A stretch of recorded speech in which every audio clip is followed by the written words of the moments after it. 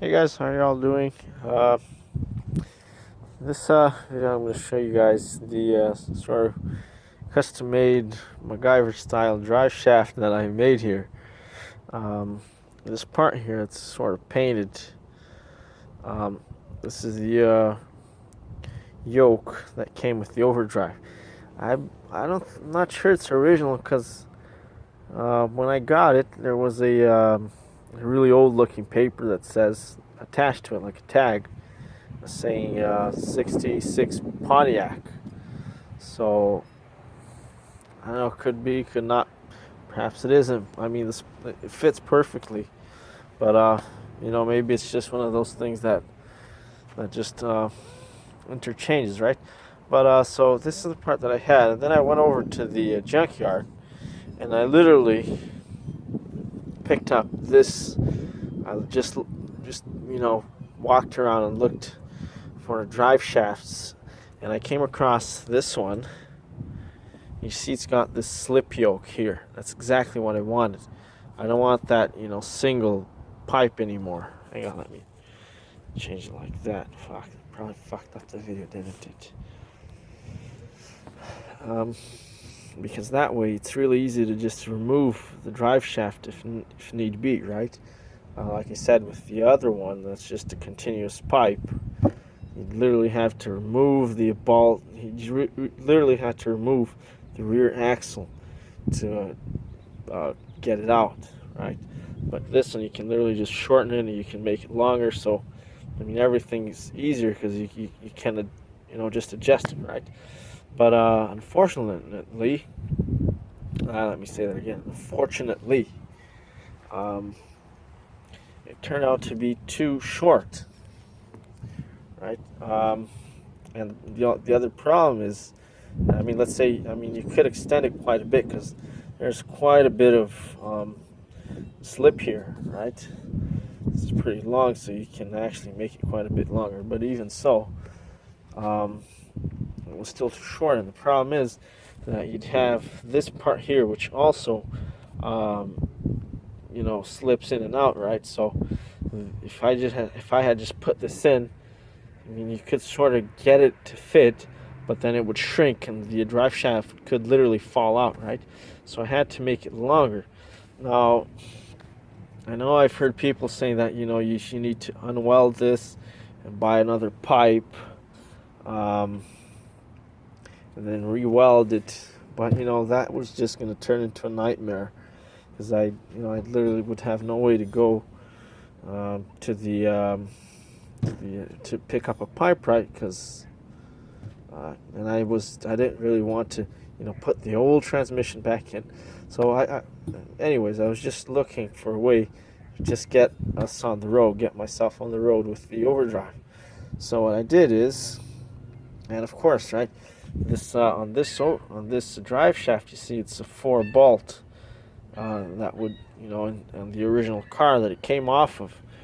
I believe probably, it was already out, so I'm not sure what car it was off of. I did have to remove it, you know what I mean?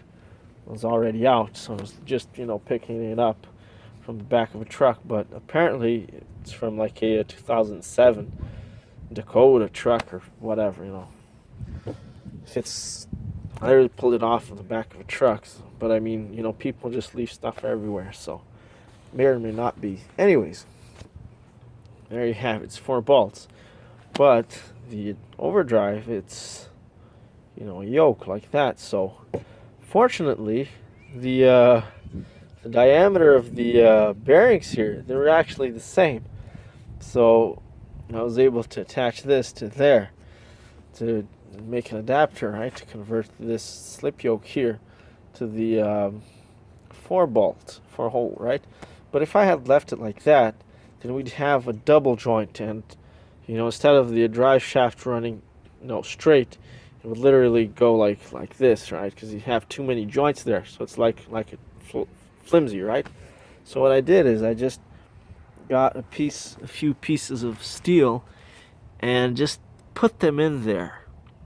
I did weld the tips over here, but not the middle, and that one is not welded. Let me just zoom in here so you can see what I did.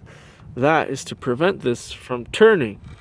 So you see, it looks like a joint, but there's no joint anymore. You see, it won't move. It'll move here, right? You see that? But here, no. Here's just basically one big piece now. There. You see that there? So I got a piece of thick steel, and it was a little too short. Then I put another piece of sheet steel in over there, and here the same idea, right? You see there? Okay, so I know it's certainly not balanced, and I didn't have a square, nothing to no special tools to like properly align this, but it should be fairly straight. But now what I want to do is, if I can sort of figure out if this is straight or not, because this part is straight, so I can put it on like a flat piece of steel or marble, and I could put a square on this end and see if it's square, right? So you don't want it tilted like that, because then, you know what I mean? It's hard to explain. It's got to turn like flat, nice and square. So I mean, if it's off of square, we can always, just put a piece of sheet steel here, shims, right, to make it square. I'm not too keen on, the most important thing is square, right? Balancing obviously is important, but it's not a huge issue.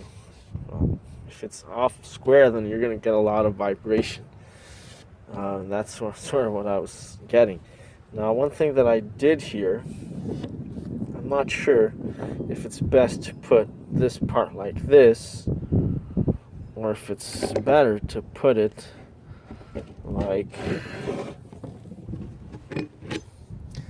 this. Maybe it doesn't matter. This is how it was, like that. That certainly looks nice. And it looks like a double cardan, right? And it actually, but remember, this part is just a single part. There's just one joint here, one U-joint. This U-joint is disabled. Right, it's been locked, so it's no longer a joint. But I'm not sure I should leave it like this, or if it's best to go like that. I'm going to go like that and see what happens. So that's what I'm doing. Now, it was still a little too short, and then the other end I had to do the same thing, you see? But I did it slightly in a different manner. Here's the original Spicer, not U-joint, sorry, the yoke that went on the drive axle. And like I said, I don't like these ones. I like the ones that are cut here in half and you put a U-bolt. But this one's just a full, circle.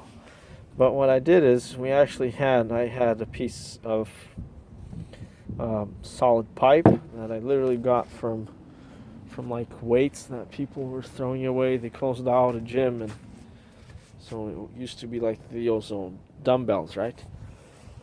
But unfortunately, it was a little bit too small. So what I did is I just made a like a C-pipe with a piece of sheet steel. I just folded it into a circle, into a pipe, put around it so that it would fit.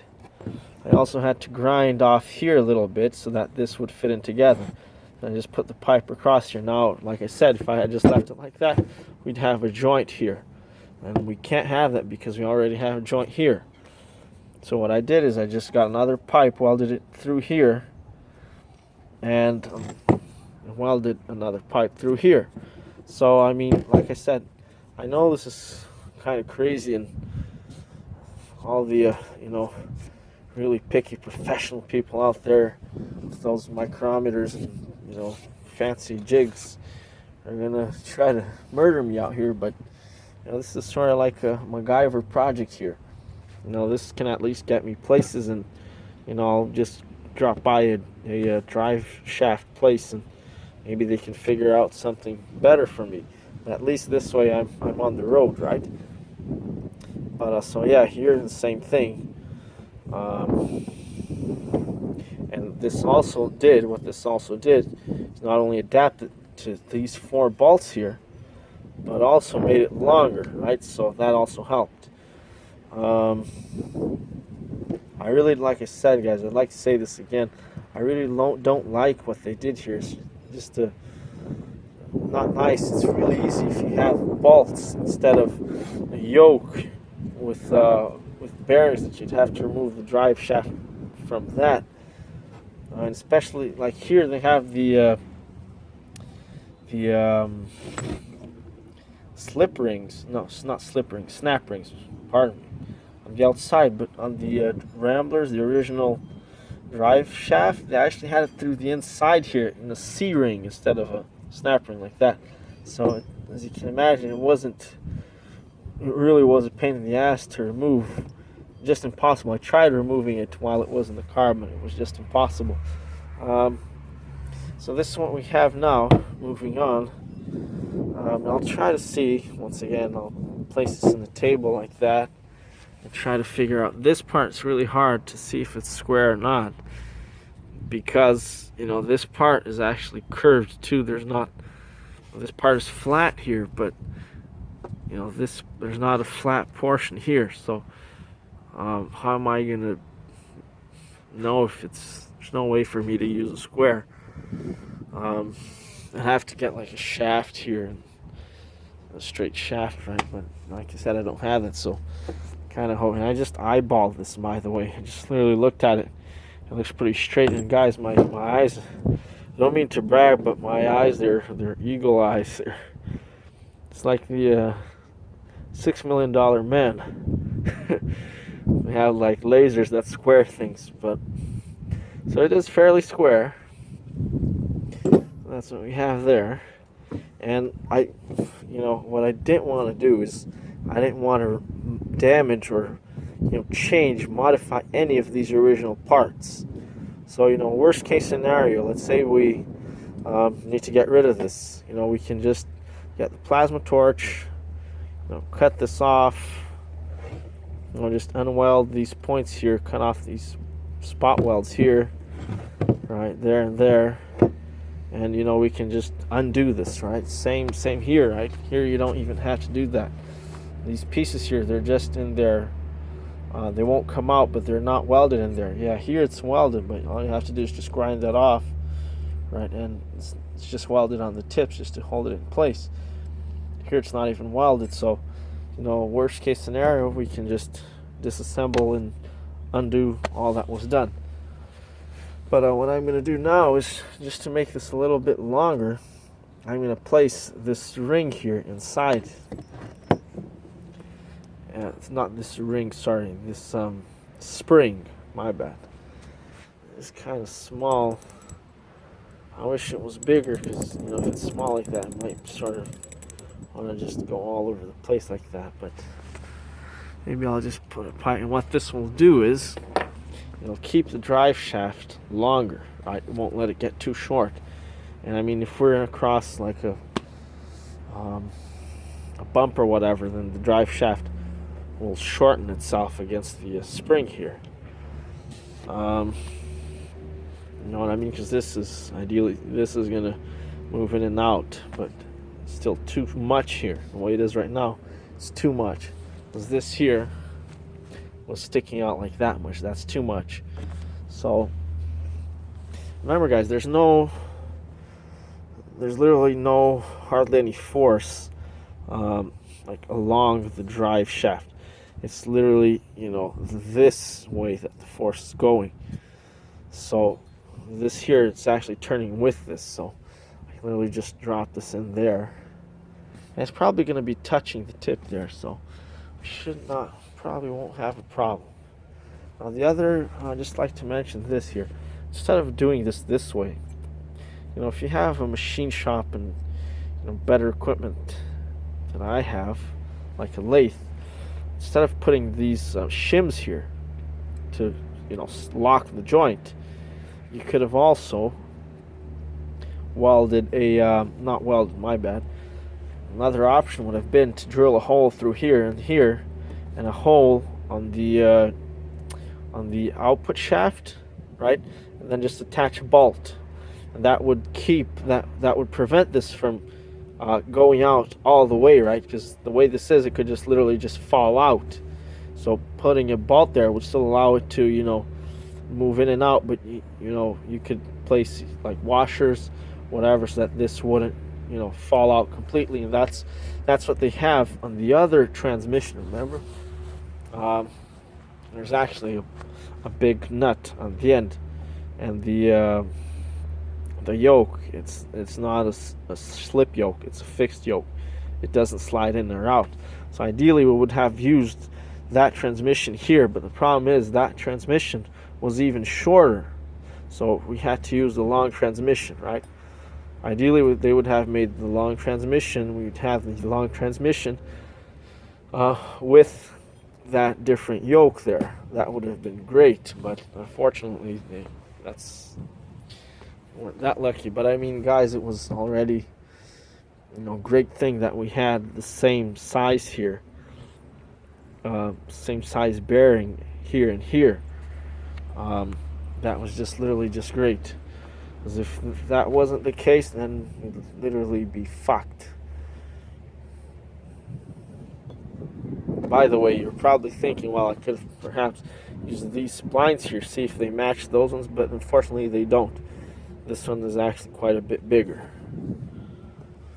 What else should I mention? Oh yeah, now this U-joint here was actually slightly bigger. Well, not, yeah.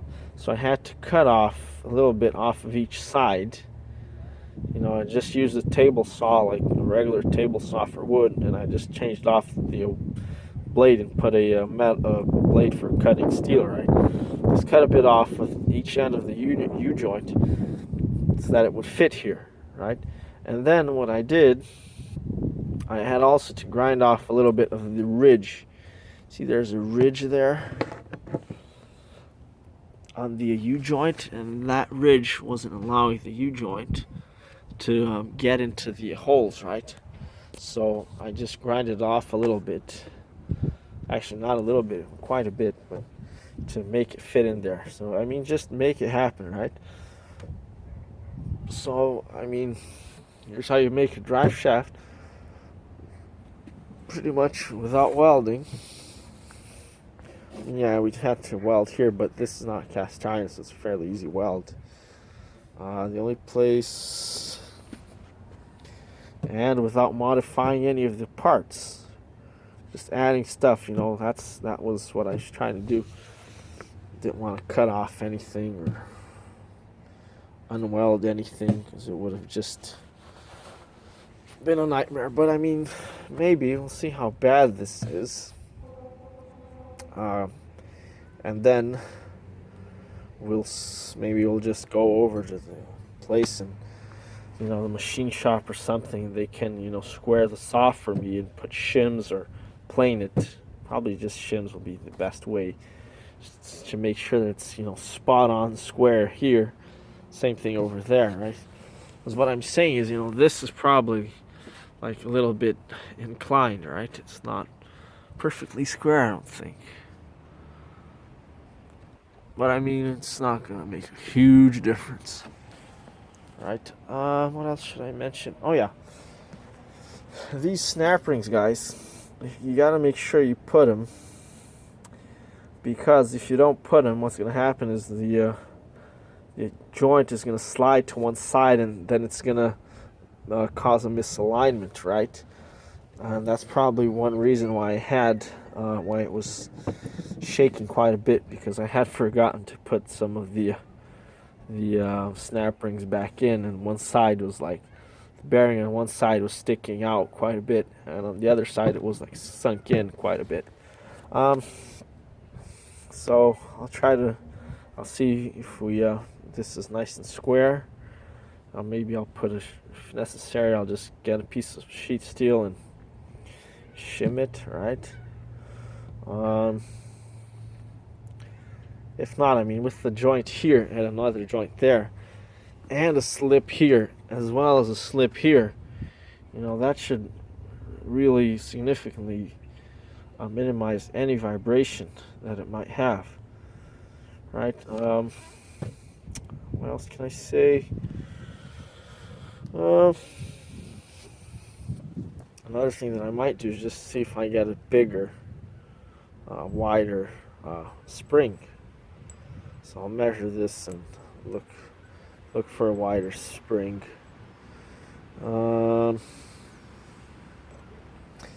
Anything else? Once again, the spring is just going to keep this spread apart. Remember, guys, you got to have, this depends on the drive shaft, but you can't have ideally you got to have as much of the splines together as possible. And if you just have if it's sticking out way too much, then the drive shaft might sort of bend, right? Not bend, just break a joint here. So this has got to be straight, perfectly straight.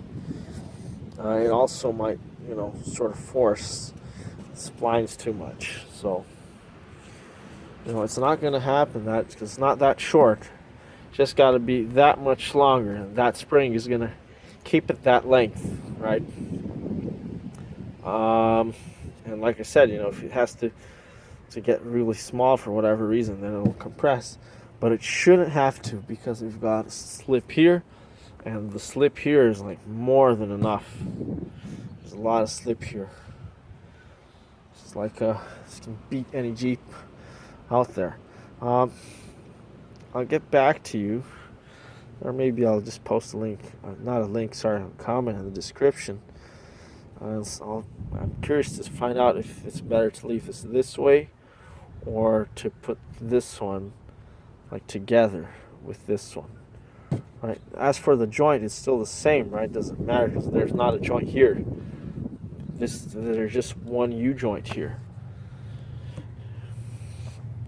All right, this joint has been disabled, doesn't move at all, you see. So, but I'm thinking in terms of balancing, right? Which way is going to be more balanced? Maybe it doesn't matter, maybe it does, I'm not sure. We'll find out, right?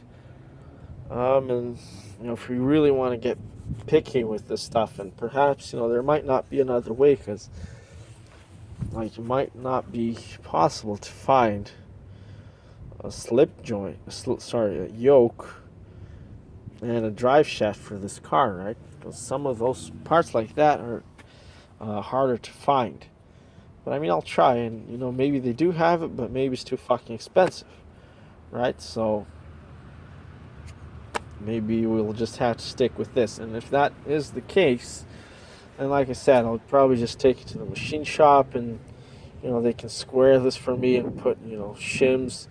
They can probably balance this for me as well, or just balance it at the drive shaft place. Another thing that they might do that wouldn't perhaps be nice is I could go to a foundry, and then they could just perhaps dump this whole thing, this whole part here, into a cast iron, molten cast iron, right? So that's just a single piece, right? Instead of all this, I don't know. Maybe this is just fine. I don't know. We'll find out in the next video. It's certainly not going to be ideal, but I'm pretty sure it should work. So there you have it.